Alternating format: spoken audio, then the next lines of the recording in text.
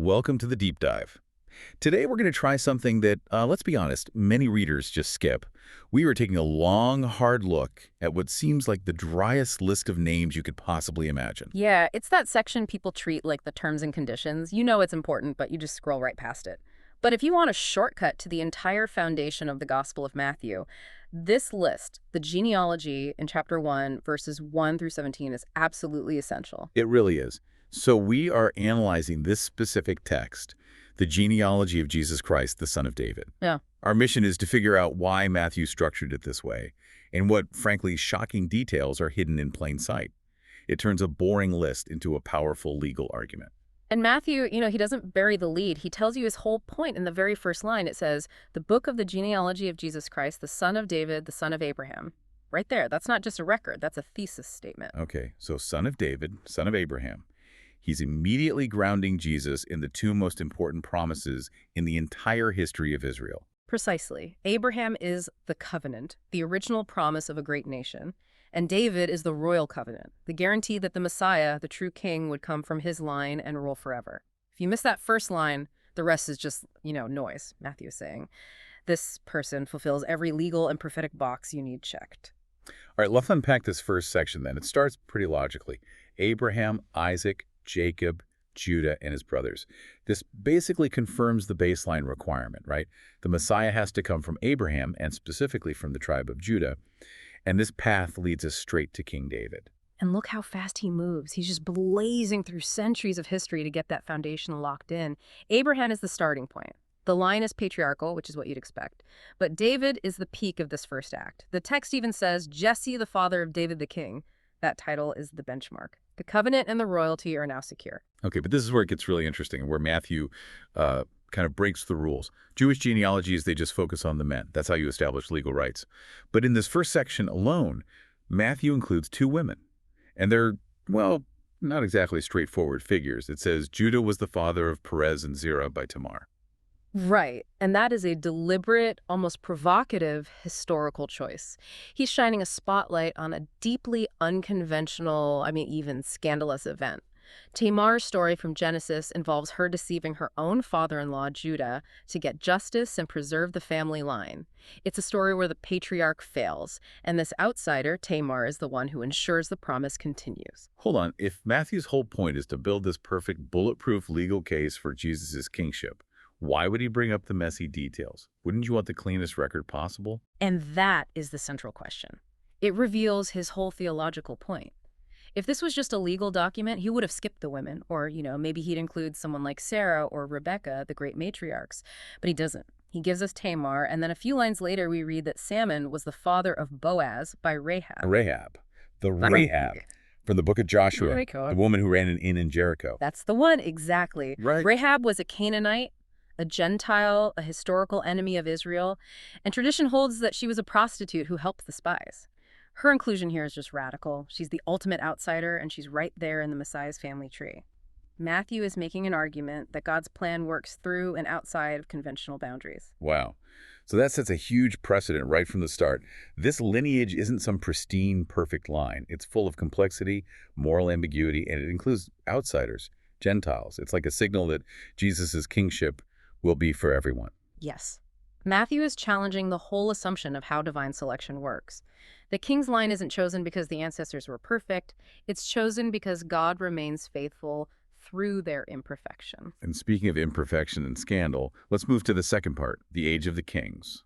The list continues from David to his son Solomon, but the text is so careful about how it phrases this. It says, David was the father of Solomon by the wife of Uriah. This is the fourth woman, and that reference is a permanent scar. It points directly to David's greatest sin, the adultery with Bathsheba and the murder of her husband Uriah. And notice the phrasing. He doesn't even give her the dignity of her own name. He names her by the scandal. It forces the reader to confront that the great King David had this terrible ethical failure at the heart of his story. That's a stunning editorial choice. Just calling her the wife of Uriah instead of Bathsheba. It keeps the focus on the failure woven into the royal line itself.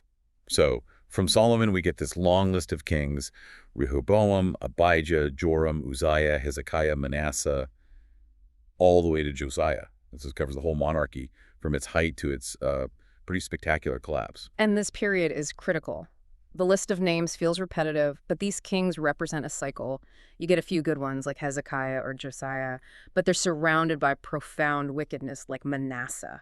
The list is charting the course of the kingdom from its peak right down into its total failure. So the story here is how the royal promise was nearly destroyed by human sin. Precisely. And Matthew guides you right to the historical event that proves it. The list goes from Josiah to Jeconiah and his brothers, and then he adds this little note, at the time of the deportation to Babylon. That phrase isn't just a date, it is the absolute pivot point of his entire genealogy. For anyone listening who might not feel the weight of that phrase, what exactly did the deportation to Babylon mean? It meant the end of the world as they knew it. The end of the monarchy, the loss of the throne, the destruction of the temple, and the exile from the promised land. It was a total political and theological catastrophe. It was proof that the kings had failed to uphold their end of the covenant with God. Which brings us to the second major breakpoint in the list. Yes, and this is where you see Matthew's architectural genius. He takes almost 2,000 years of sprawling, messy history and organizes it into 3 perfect, symmetrical acts. From Abraham to David, the promise. From David to the exile, the kingdom and its failure. And now, the final act, the waiting. Okay, so now we're in the post-exilic period. People are back in the land, but there's no king. The list goes from Jeconiah, the exiled king, through names like Shealtiel and Zerubbabel, all the way down to Jacob, the father Joseph. This is the era of anticipation. Right, this whole third section is about waiting. It's the descendants of the deposed royal line, just existing. Right. And then the entire list lands on this incredibly precise, almost legalistic final line. And Jacob, the father of Joseph, the husband of Mary, of whom Jesus was born, who is called Christ. You really have to parse that sentence carefully. It meticulously traces Joseph's legal line all the way back, establishing Jesus' legal right to the throne through Joseph. That's one half of it, yes. But the other half is the subtle twist. After all that, he affirms the unique nature of the birth. He says Jesus was born of whom? Singular, meaning Mary, not of Joseph. It's an incredible theological balancing act. He spends 16 verses proving Joseph's royal line, his legal standing, and that at the very last second, he pivots to affirm a birth that goes beyond normal human biology. Exactly. The legal requirement is met through Joseph. The royal claim is transferred to Jesus through legal adoption, but the theological reality of the incarnation is preserved. It's just brilliant. Which brings us to the big aha moment of this whole thing, the numerical structure that Matthew just spells out for us in the last verse. It's almost like an answer key. He pulls back the curtain completely.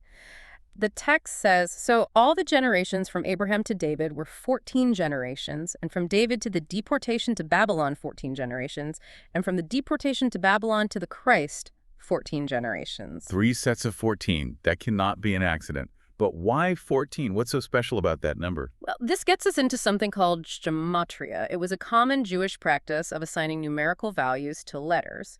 The Hebrew consonants for the name David, which are Daled, Vav, Daled add up, 4 plus 6 plus 4. That equals 14. It equals 14.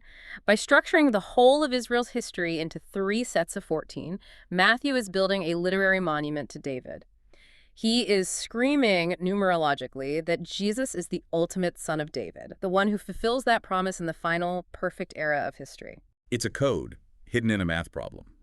It helps you track those 3 acts we talked about: covenant, kingdom, and fulfillment.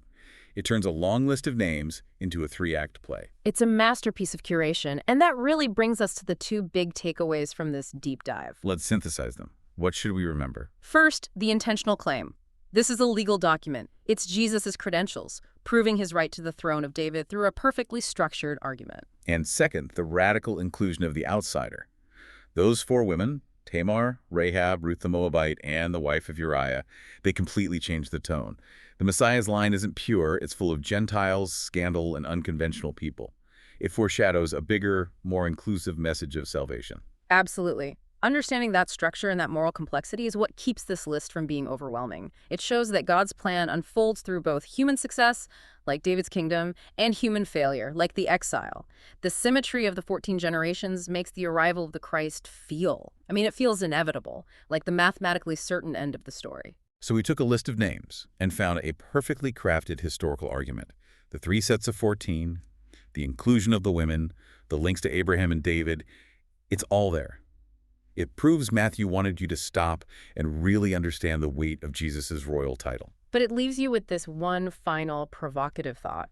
The whole list is built to establish the legal lineage through Joseph, the husband of Mary, and yet it explicitly says Jesus was born of Mary.